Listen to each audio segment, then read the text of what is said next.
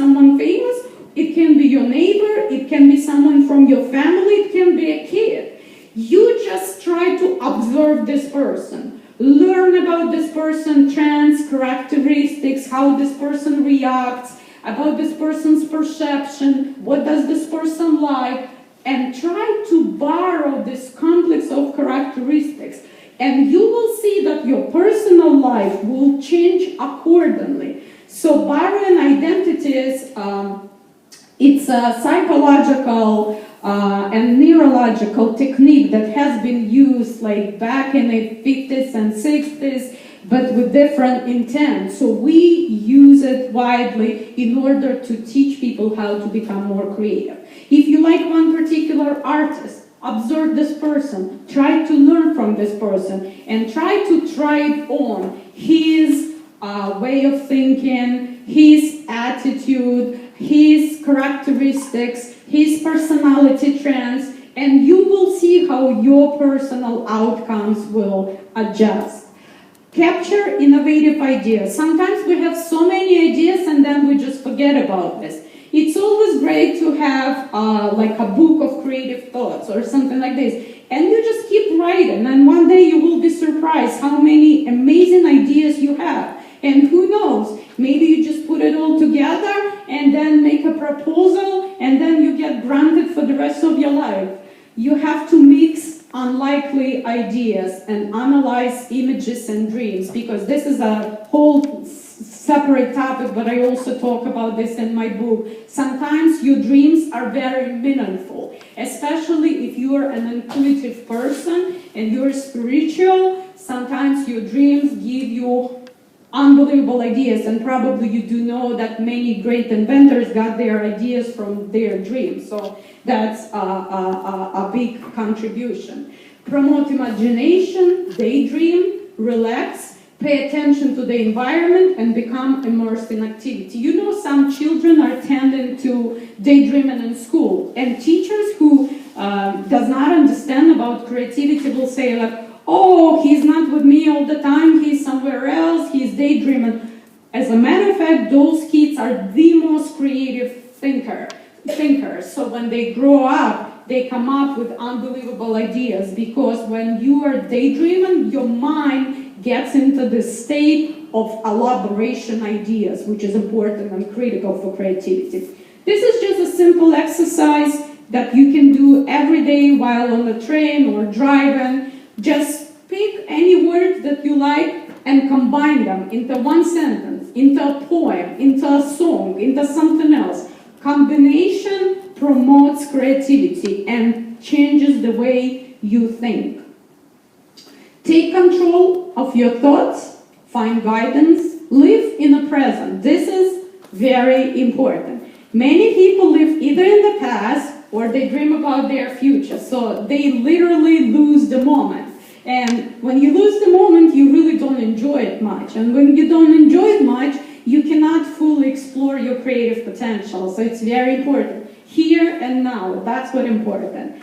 Be grateful. Focus on pleasant individuals. If you don't like someone so badly, and this particular person is constantly keep putting you down and down, instead of complaining and saying, he's this and he's that, I cannot stand him, just do not be around this individual. Come up with some creative idea how to avoid those individuals. And I understand sometimes it's our family members or friends or someone you cannot avoid. So just be creative. Try to dedicate your time and your personality to someone who is smiling to you, who is pleasant, who is telling you positive things, and who makes you feel outstanding. Accept change. Remember, each day is a new day. Take it easy. Sometimes we overreact, and overreaction is not contribute toward creative thinking at all. Turn everything into a game. Smile, change directions anytime, nurture yourself, and find your voice. And I know this whole event is about finding your voice, so creative techniques will bring a great deal to finding your personal voice. To get what you have never had, you must do what you have never done. When was the last time you did something for the first time? Think about this, and I bet it was a long time ago. So start doing something for the first time. It will boost your creative thinking drastically. Okay, you have to overcome habits that need breaking, attitude that need adjustment, weaknesses that they need strengthening, self-improvement projects. So think about your own things that you want to improve or overcome. Better creative insight equals greater happiness. Creative thinking helps you solve problems, become successful, and assure security. Change your life through creative thinking. Just be creative. Any questions? Any from neurology, psychology, creativity, sociology, law, policies? Those are my backgrounds. Yeah. Hi, yeah, you mentioned self-confidence and in general confidence as a precursor to creativity. Right. How do you think that plays into women in creative fields, and why is it different across different creative fields? For instance, there are many women musicians, but for composers, when it comes to having the confidence to make your own music, it's very much skewed towards men. And in other fields, such as visual arts, women are very prominent. So why do you think this is the case? We started from the very beginning with the statement that there is no box. If you have heard many times in your life, you have to try to think outside of the box and everything. There is no box. The problem is we create our own boxes. And those women that do not believe that they can compose, better than many of those men, they created, unfortunately, this box. And it's very difficult for them to step out and to demonstrate, because some of them are afraid to be judged. That's a big one. Men, they have a bigger ego. So for them, it's okay, I'll be judged, but let me show you who is the doctor. Women, they are more like, okay, you know what? I don't want to be judged. I have been judged on so many occasions already, I don't want one more. I better wait. I better stay. But once again, it also depends on what culture we're talking about. Some people who are coming from specific cultures, they are not afraid to be judged. And I'm talking about women, and I started my presentation from sharing a little bit of my background, coming from a family of two great scientists, and from Eastern Europe, and my mom was a professor of biochemistry. She never even was thinking about being judged, and this is pretty much a manly man area of expertise. And many women, if you see those Olympics in mathematics and physics and chemistry, for some reason we think, oh, this is a man area of expertise, because men, they are more like in-depth thinkers and then can focus and concentrate. But the bottom line, we create our own boxes. We create our own limitations. And sometimes we do not want to explore ourselves, just not to be judged one more time. So if you step out of your zone of comfort is very important for every single woman. Not to say it's not important for every single man. But women, they create the zone of comfort, and sometimes we just keep complaining. Oh, why I'm housewife, why I'm this, why I'm that. But as a matter of fact, this is the choice I have made sometimes. Not always, but sometimes. So we have to step out of the zone of comfort and say, okay, I'm good at this. Let me show the world. And I'm not afraid to be judged by anyone, by other women, by men. And so this is my opinion. Right. But once again, it's very culturally sensitive. We have to really keep in mind always that we all are common with different background, and some people were trained from a very early childhood.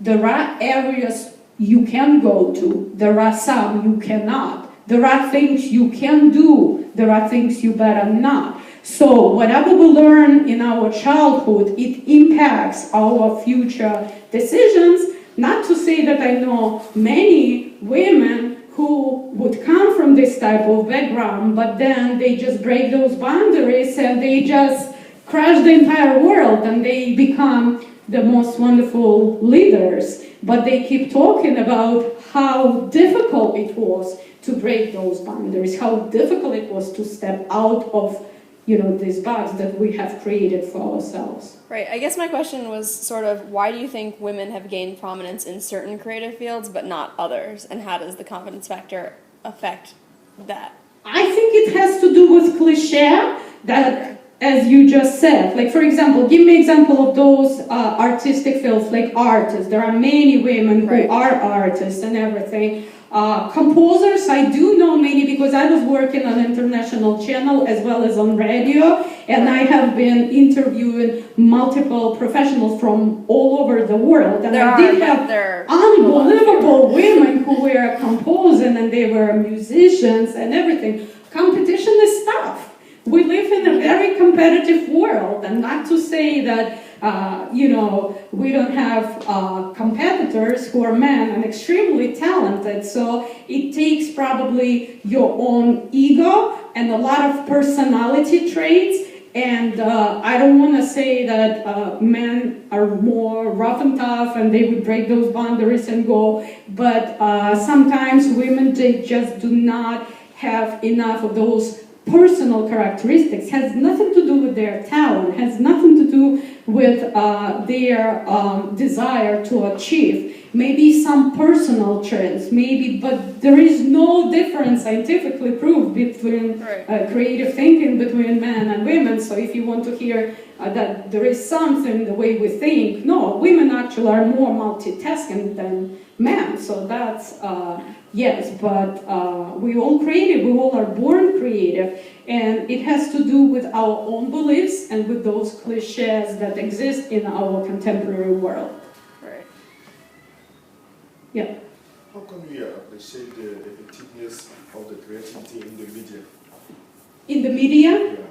Well, that's a good one, and it's very interesting. And Dr. Yuchena and I, we are long-term friends, and we always discuss this idea. From one perspective, when we're talking about journalism, we're saying journalists must be very specific, objective, not create something like extra, not to change the stream of ideas and everything. From another perspective, in order to be a successful journalist, and once again, Dr. Yuchena helped me a lot on this topic when I was writing this book, every journalist must be creative in order to come up with original ideas, in order to show the flow, in order to see how everything in this world is interrelated. Because if you want to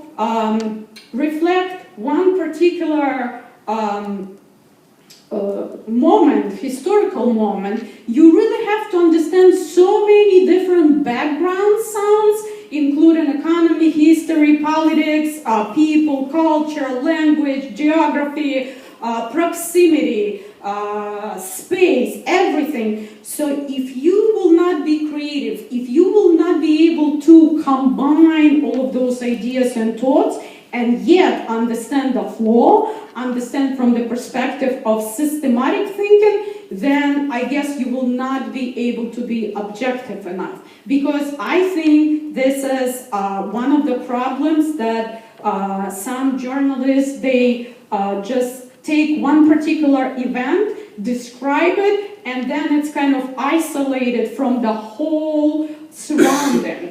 And then we do not get an objective picture. So creativity plays a crucial role in media, and I would even recommend to implement classes on creative thinking for the future journalists. So that's something for you to think about. Actually, I want to ask a question. Your presentation seems to have suggested that creativity is about being careful, planning and stuff. But I also know that some people, or like they say, innovation is disruptive. There are a lot of people who, I don't know whether you're familiar about the Black Swan, where people just do stuff out of the blues. You know, something. Oh yeah. Absolutely. You know, it just becomes crazy, and yet it turns out to be nice, you know? Yeah. And when you've not really given clear thoughts, you know, about the process and all that. Okay, I have an answer for Yeah. you. You know, there is a great statement, every genius must have a good secretary. Think about this. It's very important. Yes, genius people are tending to spontaneously creating like enormous things and invent enormous systems and structures and organize information in very unexpected way and combine and everything. But yet, there is always a person who will be following up, who will put all your thoughts together, think it through, organize it, revise it, evaluate it, analyze it, compare it, contrast it, and everything, all the above. It requires organization, like internal organization, planning, and evaluation. So that's why, back to the statement, every genius must have a good secretary, is very important, because someone has to do the math. Someone has to take your genius insight, your genius idea, and put it to work. Back to my practice and my experience working on an international channel and interviewing people from different countries. It's interesting. There were so many geniuses, absolutely unbelievable scientists, and many of them were not successful. They were not famous. People would come to my program and say, back in 1965,